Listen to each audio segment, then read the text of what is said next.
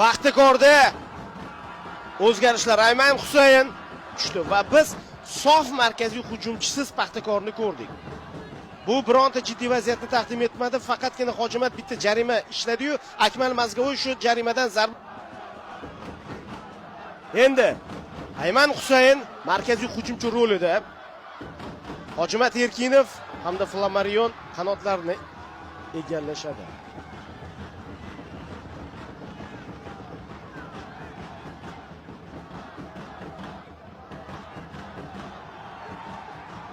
Erkinov ichkariga, Erkinov.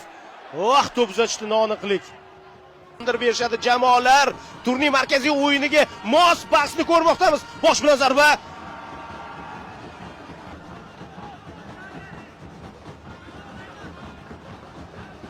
Nima ofsayd masalasini ko'rib chiqmoqchi.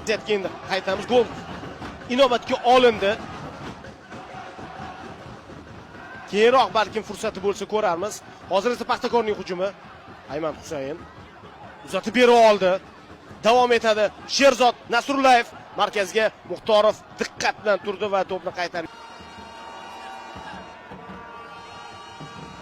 Yuqoridan to'p uzatildi. Yana bir palaparchiliklar. Hakam hujumda folni qayd etayotganini ko'rmoqdamiz.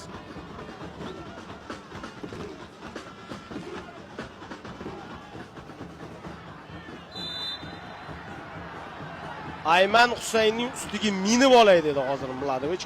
Mana bu degandik. Mana qarang, raqibning ustiga tayanib olib erkinlik bermaslik uchun shunday o'ynayapti. Akmal hozir Paxtakorning ishqibozlari, jamoa rahbariyati, murabbiylar hamma Mazgavoyning zarbasidan umidvorlar. Shahbaz Jo'rabek Paxtakorning ikki futbolchi orasiga kirib oldi, to'siq bo'laman deb hakam ruxsat bermadi. Nega dedi? Mumkin emas bo'ldi. Akmal Mazgavoy pas berdi. Flamarion o'rtaga.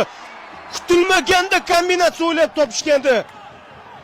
Birinchi pas o'tdi muvaffaqiyatli, lekin soniyalar hujumni yakuniga yetkazishga hakam qo'yib beradi albatta. Hojimat Erkinov o'tyapti to'p. Paxtakorning hujumini ko'ramiz. To'p jarima maydonchasida. Mazgavoy yuqoridan Flamarion Ayman Husaynga yetib bormadi. To'pga tegindimi Ayman Husayn? Boya jarima ishladi-ku.